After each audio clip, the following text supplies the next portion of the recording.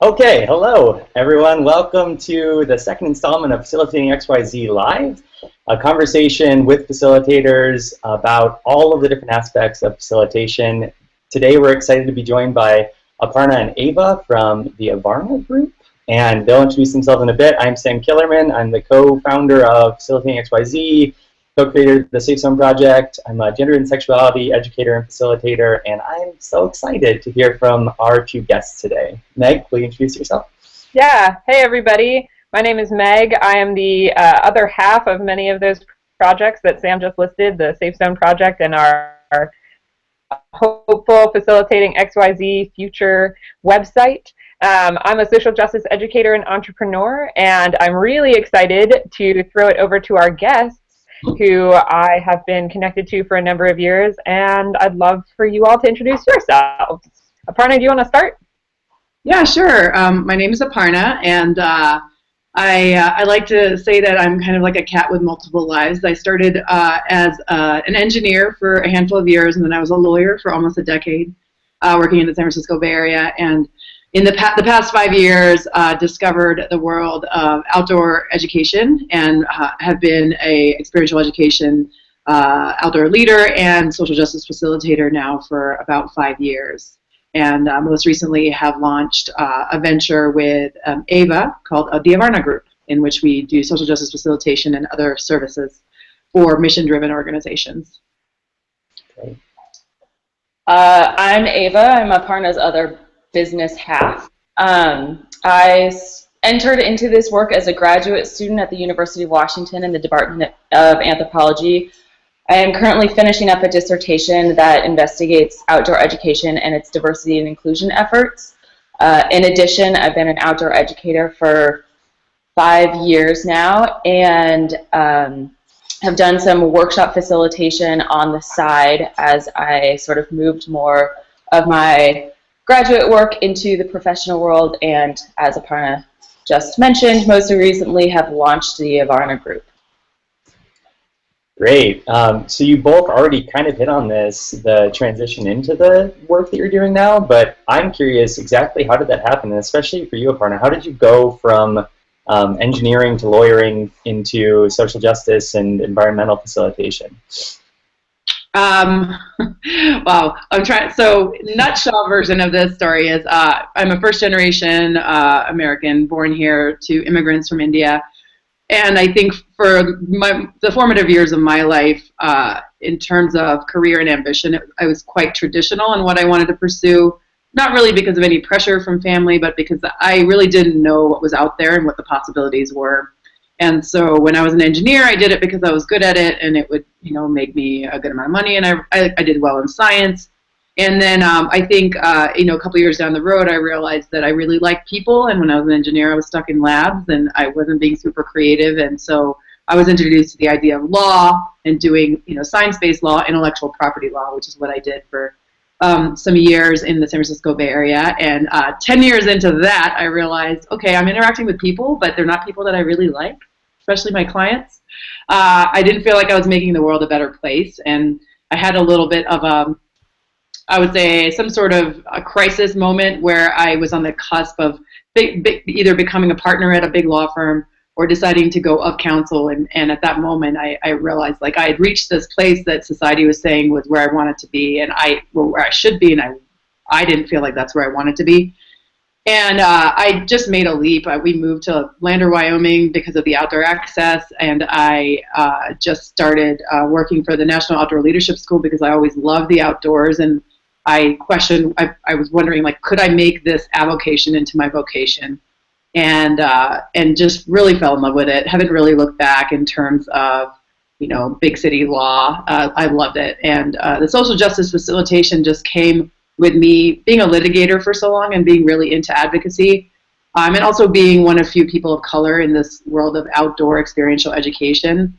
I've always felt like an outsider in that realm, and trying to figure out ways in which I can help other people in that realm not feel like outsiders was something that I felt I could do and use my skills toward doing and make the world a better place. So that's kind of my path. Yeah. Great. Ava, how about you? How did you go from Anthro grad student into Avarna Group founding partner? Yeah. So my graduate work is relatively linked, or it's actually intimately linked to what we do at the Avarna Group. But I had actually entered into graduate school with a totally different project. It still had social justice components to it, but it was more linked to nutrition. And right before I went to graduate school, I actually took a Knowles course, and someone on that course and I had this conversation about why the outdoor space in Knowles in particular was such a homogenous space, in particular a white space. And that was a conversation that just stuck with me. And 2 years into my grad program, I decided to drop my previous project and take on this other project of investigating some of the identity politics that are embedded into wilderness spaces and recreation and outdoor education in particular.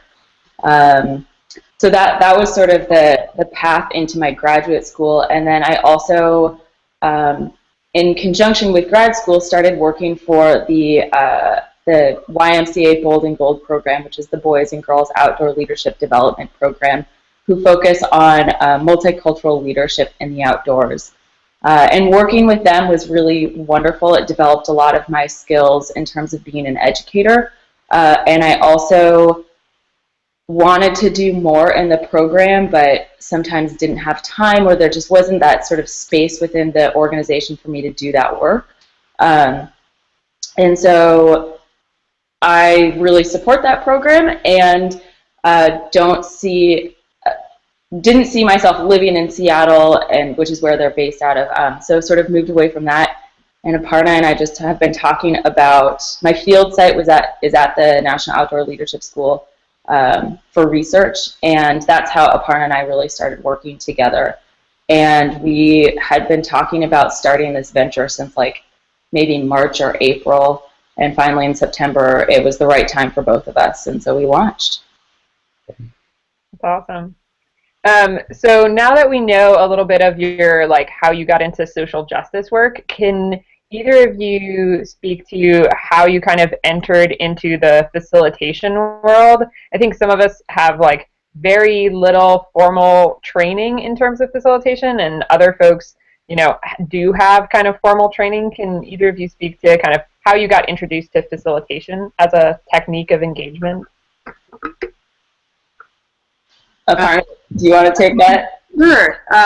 You know, for me, having come from being a lawyer where I kind of viewed my job in a courtroom was less of a teacher and more of a facilitator, bringing a group of people along with me to arrive at their own conclusion, it felt very natural for me in a room full of people that I was tasked with talking about diversity and inclusion with. It felt more natural for me to facilitate conversation, to facilitate dialogue, to encourage them to have very challenging conversations with each other rather than just lecture to them like a teacher. And so, you know, when I started doing my work as the diversity and inclusion manager at the National Outdoor Leadership School, I very quickly was asked, you know, to train all of our faculty members, or try to get as many faculty members as possible in these trainings on diversity, inclusion, equity, and cultural competency. And so facilitation was an approach I was kind of thrown into and learned experientially. But thankfully, I had this sort of background doing it as a lawyer, so that's how I got into it. So I feel like I've been doing facilitation since before I got into graduate school. Prior to grad school, I worked at a museum and ran an after-school science program that required me to do a lot of facilitation. I had no formal training in facilitation. I was trying to teach 4th and 5th graders nutritional science and also train other folks how to be facilitators. So I sort of jumped into the deep end. And then as a graduate student and as a teaching assistant, you do a lot of facilitation of discussion. And all of the courses that I taught had some social justice component to it, or really delved into this idea of identity and privilege and oppression and power. And so I got a lot of experience facilitating within the undergraduate setting. And then when I moved into teaching my own courses, continued to really enjoy that facilitation process and find that students learned a lot from that process. So embedded a lot of that into my classroom. Additionally, as an outdoor educator, working for Bold and Gold, who has a pretty strong social justice component, we do a lot of those similar types of social justice facilitation on course, but with younger folks than undergraduates, so like 12 to 15-year-olds, which is a different game just because they are, we're in a different setting than they're at different ages. So those are all of the ways that I have done facilitation. I never really thought of myself as a facilitator until many years after I had started doing it. Interesting. And have no formal training other than like Googling stuff and being like, wow, that today like really did not work. How can I make that better? Google has been my formal training. Worthy Google. But I think that breadth of experience and facilitating in different environments has been the best teacher in terms of like what works and what doesn't. When you Googled stuff, I'm curious, what did you find? Like, would you find forums? Would you find blog posts? Like, where would you get your answers from your formal Google education? I generally would Google something that was content related, like. Oh, okay. I wanted to be able to, so I was noticing that certain questions would come up and that I wasn't anticipating those questions, which is part of facilitation, as the four of us know. And so I wanted to be able to have some ideas in my back pocket if I was going to facilitate about a particular thing. And I think that in itself was a learning moment of like, you need to sort of anticipate and know your audience. But there are very few sources out there for facilitation specifically. Oh, and that's, we couldn't agree more. Like, that was something that when we were thinking about creating this resource, it came not because we were like, oh, everyone's doing this and we should throw our hat in the ring. It was more of just, we don't know of something like this. And for Meg and I, the past several years, we've had each other and we've had other colleagues to like draw on for experience, but there isn't really, I don't know, there wasn't something out there. And that's why I asked specifically about the Googling. I was like, oh, I've tried Googling and I've never found anything, but content questions are a little different. When y'all heard about Facilitating XYZ, and when Meg was talking to you about it, or when you read about any of the stuff that we've made, what was something that you were excited about, or what was maybe the most exciting thing about this project? For me, I think it's just being able to condense resources into an engaging audio-visual clip. And right now I'm teaching a class at Montana State on multicultural education. And what's great is that all the research is showing that teaching, even in a traditional classroom, bricks and mortar, ceiling over your head, that the facilitation techniques are actually more culturally responsive. So student-centered, participant-centered techniques where students are interacting with each other, incorporating video, having more than one talking head, and you doing like simple nutshell explanations instead of the standard like traditional teacher up there talking kind of thing. And so what I was excited about is being able to find more of those videos that can engage young people, videos that can explain really, really complex concepts, nuanced concepts like privilege, oppression, that kind of stuff, but in an engaging format. I mean, that's what I look for all the time. And I've found it sort of scattered throughout the web on TEDx Talks and TED Talks and a few Upworthy videos and things like that. But BuzzFeed, I mean, they have some things as well. But it's not all in one place, and that's what's exciting to me. It's like if you can curate all these resources and put them in one place, it would be so amazing for those of us who facilitate as frequently as we do. So that's what I'm excited about. Great. And I'm particularly excited about, I think that there's a lot of power in putting, in naming things that you already do but that you don't know that you do. Or things that you're struggling with that you're like, wow, I didn't even know that was a thing, and now that I know the name of it and that concept and that framework, I can start to work on being a better facilitator. And I think the power of having some sort of facilitation tool online that talks about how to facilitate is you can start to identify the ways in which you are successful as a facilitator and the ways in which you are challenged as a facilitator. I think for a lot of folks who don't have formal training, like I can't really think of any formal training that I could access for facilitation. You know, as a TA, as a teaching assistant at University of Washington, they try to offer that and do well with the resources that they have, but it's just an example of how often we overlook that. Like, teaching assistants are expected to teach and facilitate these discussions that are difficult, and the University of Washington, the anthropology department, just puts on this extra day for folks kind of out of the goodness of their heart, so people can feel more successful. And so I'm excited that you all are going to be organizing information that will put language to things that I already think that I know, and then also give me language for things that I need to work on as a facilitator, because we are always growing as facilitators. Ava, this might be an impossible question, but could you name one of those things that previously you couldn't name? Like, can you give an example of what you mean? Yeah, I think that one of the things that I enjoy doing that I think works well in facilitation is letting a conversation go for, 5 to 10 minutes, and then as a facilitator saying, okay, so this is the tenor of the conversation that we're having. This is what we're talking about.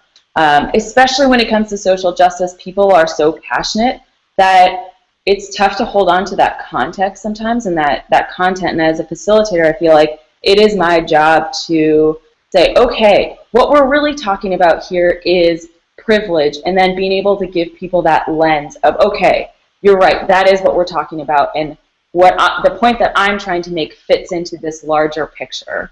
I think that that's one thing that I learned a couple of years ago that has been really successful and also really fun. Great, thank you. I'd love to add to that, because in browsing kind of the table of contents for facilitating XYZ, some of the techniques that you've named, like for example the yes and, is something that I think is crucial to having conversations about social justice, because for those of us who are really passionate about it, and those of us, I kind of think of social justice as a realm where there are immigrants and there are natives, like people who have been talking and living social justice, and then people like technology immigrants who are just getting to know the words. And for those of us who are living in it, it's really easy to get on our soapbox and try to really direct people in the direction we want them to go in, and maybe close down conversation. And so the yes and has been really useful to me, because I've gotten that feedback of like, you're asking a lot of leading questions, Aparna, where you're trying to get us to an answer, but what if we disagree? And so with the yes and, you're kind of opening up that conversation and allowing multiple perspectives to be introduced and allowing the discussion to go wherever it's going to go. And I've had success with that. And you've named it, right? It's a technique, it's a chapter, it's called, yes and I think that that's an example of naming something that maybe some of us are doing or not doing that has power in this realm of social justice facilitation. Yeah, and I think what's so cool about that specific example is that it's a facilitator technique. As you said, like saying yes and is a facilitator technique. But the way that we all might be using it, it's also like a socially just facilitator technique. So it could exist, like you could use it without the motivations behind it being around trying to allow multiple perspectives to come into a room, or honoring everybody's different truth, which to me are part of the social justice work. But if you're using it, and specifically if you're using it within social justice, it's kind of doing it in a socially just way. And I thought it was really interesting in what you were saying, is that was kind of coming out, is that it's a technique, but it has bigger implications in some ways than just like, it's a cool thing to do as a facilitator. So one of my questions kind of in that way is, are there things that you see yourselves doing that you think, similar to the yes and kind of technique, that are things about being a socially just facilitator rather than just be facilitating social justice, but trying to do that in a socially just way? Yeah, Meg, when you were saying this idea that the yes and technique is a socially just way of facilitating, I think that I like strongly believe, I've never been asked this question, but I strongly believe that good facilitation has to be socially just, or it has to be equitable. And what is really neat about doing social justice facilitation is that you are role model. If you're doing it well, you're role modeling how to be socially just in a conversation. And I think that as I have developed my facilitator skills in the context of social justice, I've also just become a better communicator on an interpersonal level when I'm just chatting with friends and family, and treating humans as humans. I think that, you know, there's almost like no separation for me between doing just facilitation and social justice facilitation, if that makes sense. Yeah, definitely. It does. And, you know, the thing you said, Ava, of if you're doing social justice facilitation well, then you're modeling social justice, I think is huge. And it's something that as social justice educators, I'll group myself in that group, we often forget. And it's kind of like what you were saying earlier, Aparna. Sometimes you just want people to be at like this level or have this understanding immediately, and we forget that everyone's not in that same place. And to push, or I mean, even sometimes bully people into believing something you believe, because even if it's from a good place and you're like, if you believe this, your life will be better and you will have a happier life and everyone around you will be happier, trust me, if you do that in a way that's socially unjust, I think that it undermines the whole point of the conversation you're having. And it's easy to not do, or it's easy to accidentally do, right? Mm-hmm. What y'all also, as part of your mission, you're a social justice, you facilitate conversations around social justice and also environmental justice. And for me, that clicks and that makes sense. And I think for a lot of people, those things may seem like two very separate missions. Could either of you explain why or how you see social justice and environmental justice as being kind of one and the same, or at least being making sense under your umbrella? Yeah. Okay. So one of the things that we really believe in is that people should have the capacity to connect to the environment in any way that makes sense to them. And that shouldn't be determined by their identity or by anything else. And that is sort of the social justice component, or the social component of what we want to do. The environmental component is that a result of that, and this is shown in diversity in the workplace, at least, but with an increase of diversity of ideas and of people, you become more productive.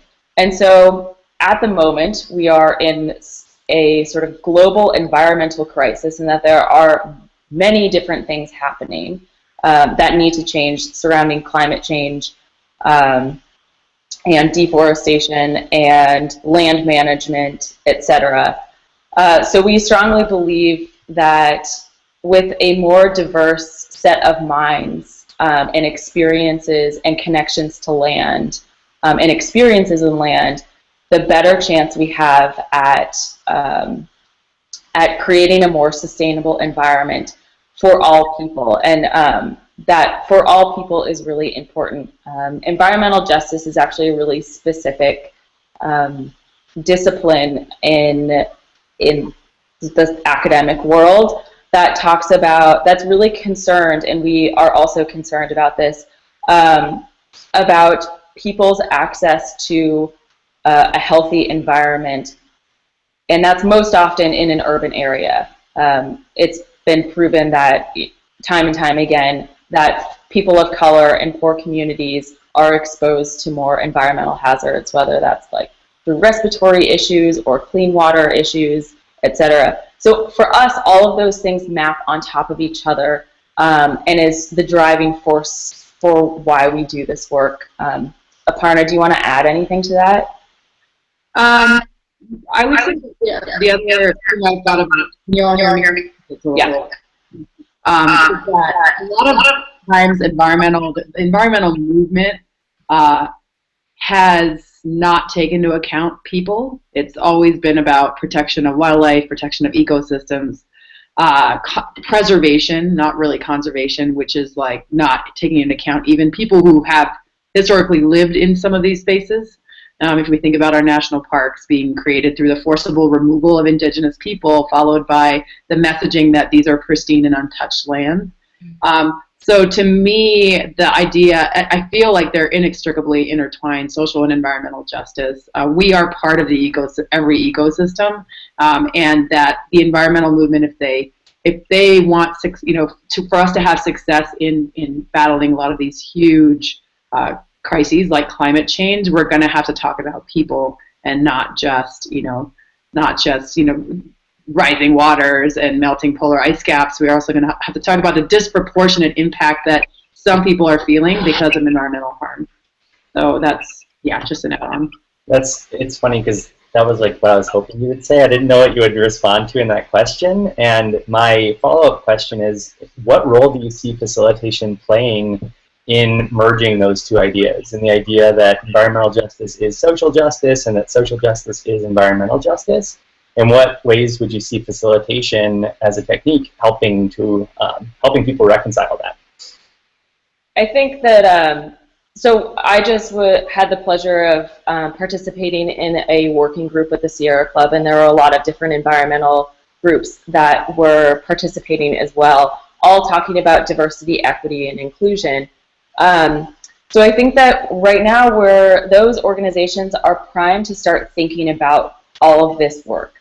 And a lot of what I heard in that room is, we want to be committed to this, but we don't know how.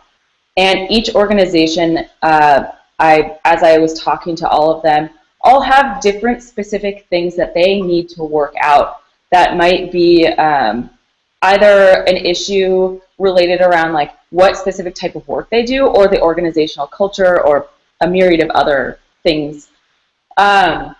And so I think that facilitation, if Aparna and I, or anyone is able to facilitate a conversation within those organizations about what needs to happen, what their barriers are, what their challenges are, and how to move through those, that's where facilitation can really be successful. Because they want to do the work, but they feel stuck, was sort of the general theme of the day. And so, I enjoyed in that working group, I really enjoyed asking people pointed questions that helped them move their thought process a little bit further.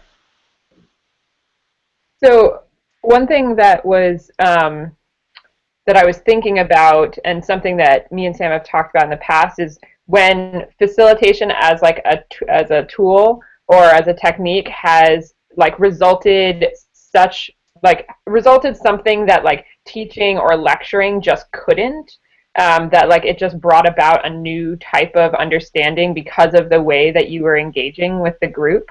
Is there a specific example that either of you can think of like a time when you were facilitating that you were like, that couldn't have come about any other way, but it was so powerful to the group that like that conclusion was reached, or that like that idea was thrown out there? An example I have is from this class that I'm teaching right now on multicultural education. So if you can imagine, 41 students, 19 years old, 70% of them, maybe 80, are from small Montana towns. 99% identify, white, cisgender, heterosexual. And so I'm charged with talking to them about privilege and power and oppression, which is really scary. And so when I decided to do it, I decided not even to talk about the word privilege, but to enter through this sort of facilitated activity that Meg, thanks to the Save Zone project, I was able to find the identity signs activity.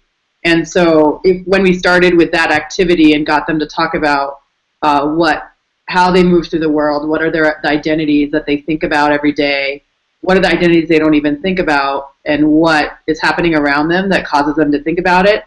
And then getting them to get to a place where they realize that other people in the room were thinking about things that they never had to think about, and vice versa.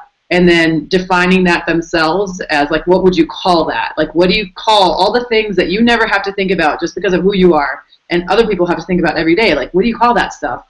And getting them to realize that that's what privilege is, versus standing up and saying, let's talk about power and privilege and systems of oppression in society. Like, that was, to me, one of those moments where I felt that I didn't lose, like, with 41 people, when you're talking about white privilege, like, you're going to lose people. And yeah, I may have lost one or two of them in that conversation, but by doing it through facilitation instead of lecturing, that I was able to bring them along with me in a much more effective way. Yeah, that I was just kind of like trying to live in that experience as you were talking through it, and I can only imagine how much more effective that would be. And I would say just plain effective, because I've tried to facilitate those conversations, and when you start with the learning outcome, it's amazing how quickly, like, the barrier will go up in a group such as the one you're describing.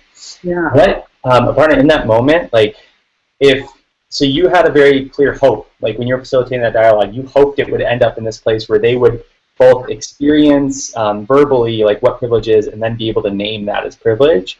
What, I guess, what would have happened if they didn't find that trail, right? Like, what you're trying to show them this trail and hope that they find it on their own. What would you have done, or how could things have gone differently if they didn't find that trail? You know, that's a hard question to answer, because one of my biggest learnings in doing this work is the idea of meeting people where they're at and not pushing them too far. So where, you know, if they're at the place that, like, they, for example, hate differences, maybe I just focus on how we're all common, like the common humanity among us, which is not what I like to typically do. I want to talk about celebrating and embracing diversity. But to bring them along that much further to move the needle, I just need to, like, sort of nudge them. And so if they couldn't find that trail, maybe I would have just left it without naming it and say, okay, there are things that you all don't have to think about that other people have to think about, and let's build some empathy around that. And not naming it as privilege, and maybe waiting a few weeks to see, and maybe having a reading or two that could, you know, plant that seed for them. But that's the other piece, is that these conversations can't just be kind of one and done. They need to be these ongoing conversations. And so I probably wouldn't have pushed them. I probably wouldn't have been like, okay, guys, that's called privilege. You know, as much as I want to say that, I would have been like, bite your tongue, Aparna. Don't say anything. Just let them get there. And if they don't get there, wait and see what happens. Yeah, that's one of the things for me with facilitation, that's the risk we have to take, is you, in facilitating a learning outcome, you have to be really patient, and you have to be willing to, like, not achieve that outcome. And I think that's one of the things that prevents people from facilitating, is that risk, or that fear that, well, if I don't have the control over the thing, they might not understand that privilege and power exists, so I'm not even going to try it. Yeah. And that's hard, because we're so passionate about this work, right? And we want to change everyone's minds. And, you know, like, we're not going to change minds. We're going to maybe change behavior, and maybe blow some minds. And maybe some minds will change, but only 10 years from now. Like, you don't really know the transformative impact that these facilitations can have, and that's hard to live with sometimes. Yeah, I'm wondering, I think that's a really common, so that's something that I experience, is, like, you have to be okay with people walking out and you not knowing if you did any good, right? Like, often you just have to be like, well, we'll see, you know, and, like, immediate feedback forms may not be like, yes, no, I feel very different about the world now that we went through that workshop. I'm wondering is there a way that you both kind of stay motivated around doing social justice facilitation when you know that, like, you might have nudged somebody towards the, like, light bulb moment, but you're not going to get to see their light bulb moment? Is there ways that you stay motivated or stay passionate and invested in the work when you know that that's a reality of what we're doing? I think I often think about my own process, and knowing that I'll reflect back on a conversation years later and be like, oh, that's what they were saying. And like all of a sudden, for whatever reason, have a deeper understanding of what someone was saying, and it's really transformative for me. And sometimes I reconnect with those people and say like, hey, I was thinking about this thing, and sometimes it's like inappropriate for me to reconnect with that person.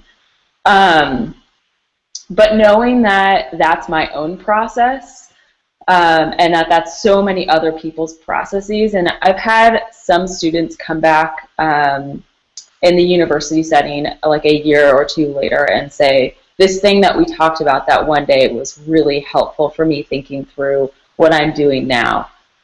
So I think having a couple of those positive feedback moments, and then also rooting into my own process. And maybe that's not everyone's process, but it does help me stay motivated.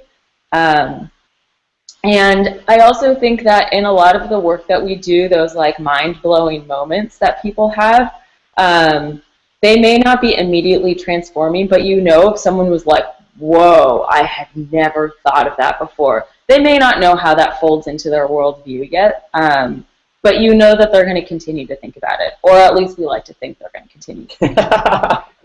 That's Ava. I was just doing this training about, I think it was a week or two ago. It was really recent, and this person about 5 minutes in had this face, and I thought that they were just like over it. I thought they were just done. And, you know, sometimes you'll just see someone check out.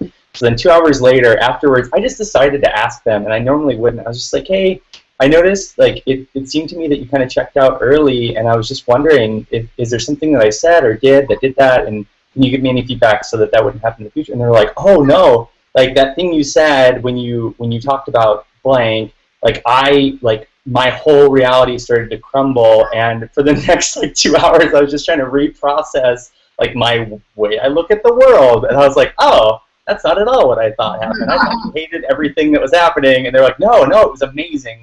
So it's funny because that, not only do we have to trust it's happening, but sometimes we have to just deny, I have to deny what the story I created about what's happening in that moment. Huh. That's awesome. I also think that, on the flip side of this, some of the facilitation, what I love about the Safe Zone project is that you have trust levels written out, which really speaks to this idea, and time. So you can be like, it's a low trust activity that's going to take 10 minutes, and including the debrief.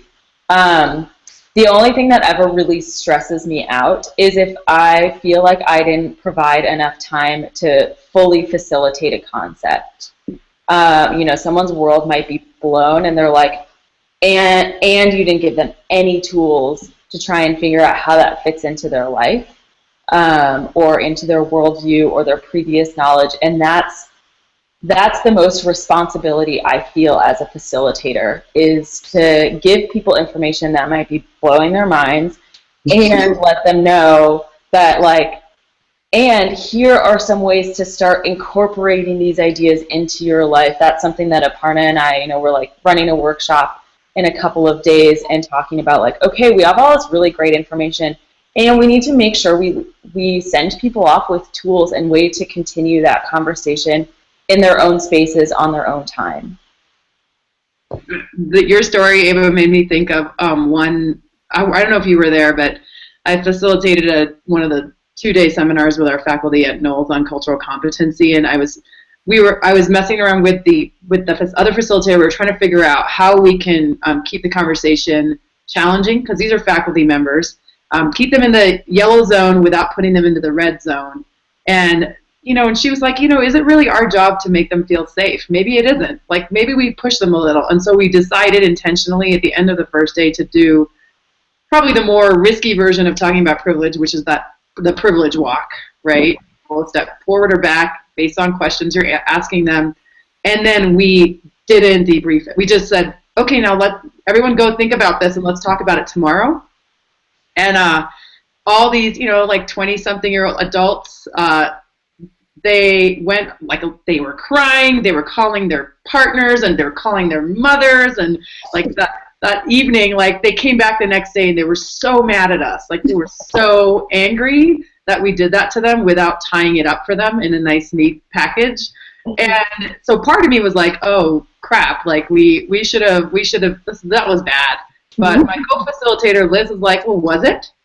I mean, I think it's okay. It's okay for people to feel like that for a little bit and then come back the next day and then continue to talk about it. And so you're always walking that fine line of safety, emotional safety, and that was a moment in which I felt super responsible for not really giving them anything, and it was on purpose too, which made it worse.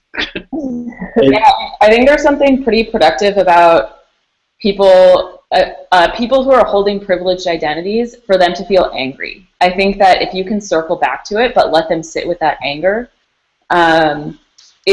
can be really productive, and it can be really risky. And you know, in the Knowles setting, it makes sense because you generally know who the faculty are, and they have some sort of accountability to coming back and participating. And Knowles just has a good feedback system.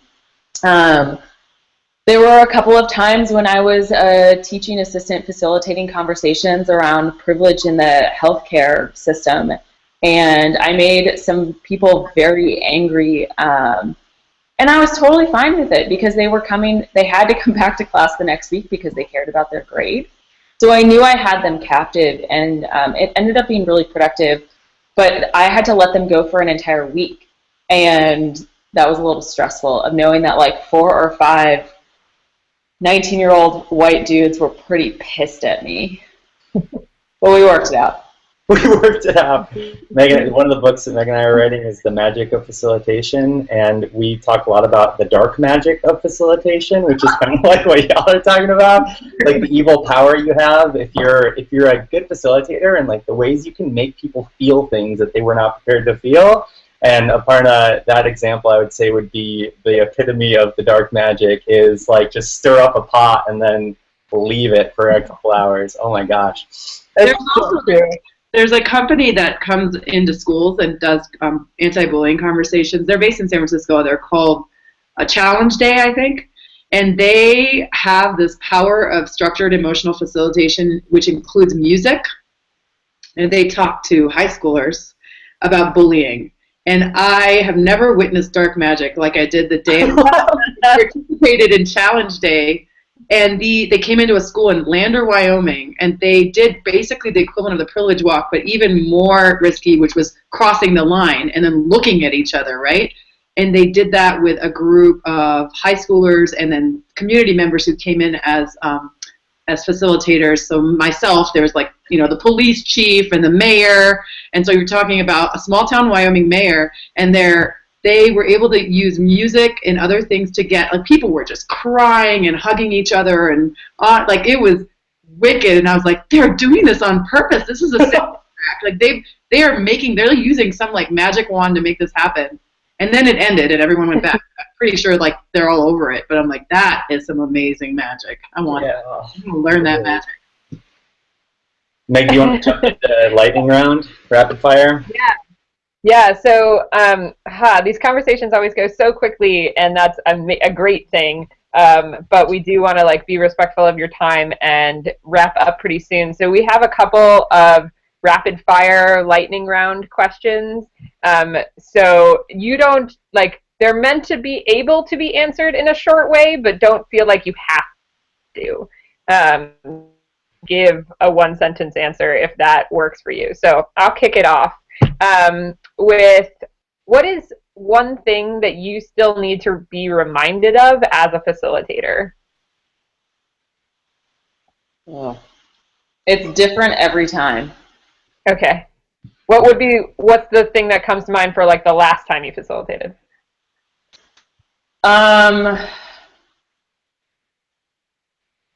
I mean, the last conversation that I feel like I facilitated was really informal. And Meg, you were actually standing right next to me at the AEE conference. Someone was talking about their privilege and class, and that is a conversation that happens a lot of people who identify as white or as pass as white who also grow up poor or in the lower to middle class will say, yeah, my skin is white, but I grew up poor. And being able to facilitate that conversation. So it's really more of a content thing that I was like, oh, I got to go back and really be on point. I felt like I got through the conversation, facilitated just fine, but I know I can do it better. Ava, there's an essay, I don't know if you've read it, by Robin DiAngelo, that's like my race or my class doesn't negate my racial privilege. And it's from the perspective of a lower class, growing up, working class, white woman. I don't know, have you read that? I have. Okay, yeah, for me that was like a light bulb thing that, because it's something I struggled with as well. Also, can I point out how Meg and I are so facilitator and not interviewer that we are now like debriefing a lightning round question? That did not feel like lightning. That was really slow. That was not like. I'll do, so Aparna, this one will be for you. If you could pick one ground rule to apply to the entire world that everyone in the world would have to follow, what would it be? One ground rule, I would say empathy. Like always, always, always put yourself in the other person's shoes and assume positive intent on their part.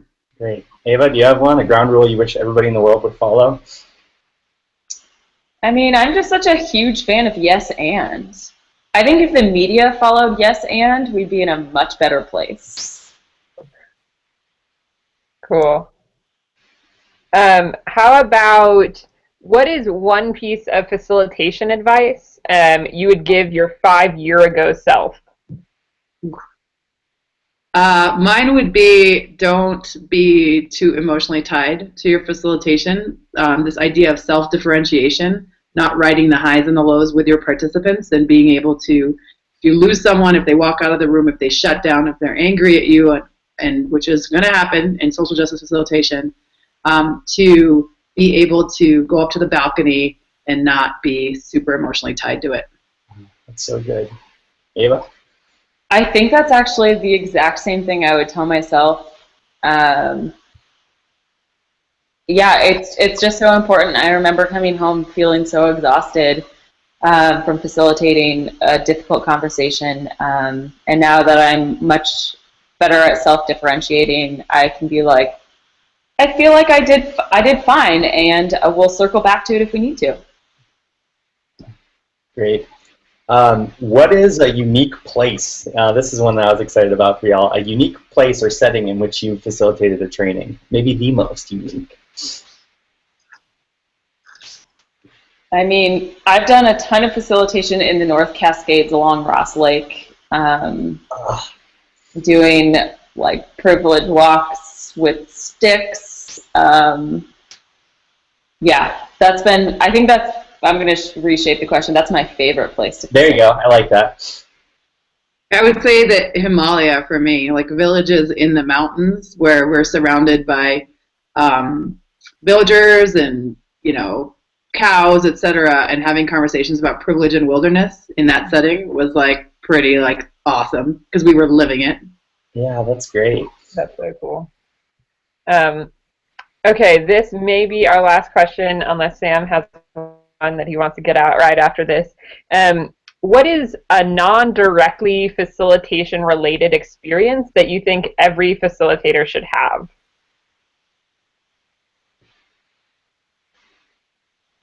Whoa.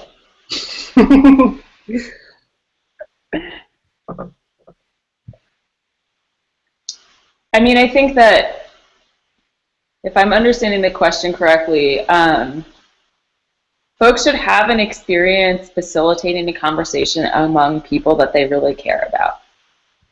I think that that's really powerful. And it's a great place to start your facilitation career or whatever. Because if you care about all of those people, then you're going to do your best job facilitating and making sure that everyone's voice is heard, that you capture the conversation, that it moves in a productive way. Yeah, you won't be able to differentiate, that's for sure. Yeah. Great, thanks. Aparna, what's one non-facilitated or not directly related facilitation experience every facilitator should have? I think receiving really tough feedback. I think everyone needs to it's not just about facilitation, it's about communication and interactions with people, and the more you're willing to let go of your ego and receive feedback and learn, always be learning from the process, I think the better, and everyone needs hard feedback. Yeah, I think what's funny is both of those answers I think are good experiences for just people, to be good people. Yeah. Okay, well, we're already past time, so I'll just say, are there any places where people can find you online, websites, social media, emailing lists, anything like that, if people want to learn more and hear more about what y'all are doing? Yeah, we have a website. It's theavarnagroup.com. Avarna is spelled A-V-A-R-N-A. And we are in the process of building a resources hub for folks that are interested in doing social justice work in the outdoors and environmental contexts and educational contexts. So feel free to visit, and in the next month we will have a more robust resources page available for free. Great. Any last thoughts or last remarks? No, thanks for inviting us on. This was fun. Yeah, thanks for coming. It was fun for us too. It was fun to get to know you both, and I wish you the best of luck as you're continuing to build your group. Thank you. You as well. We're excited about the resource on facilitation. It's going to be amazing. Great. Thanks, everyone. All right. Thanks, everybody.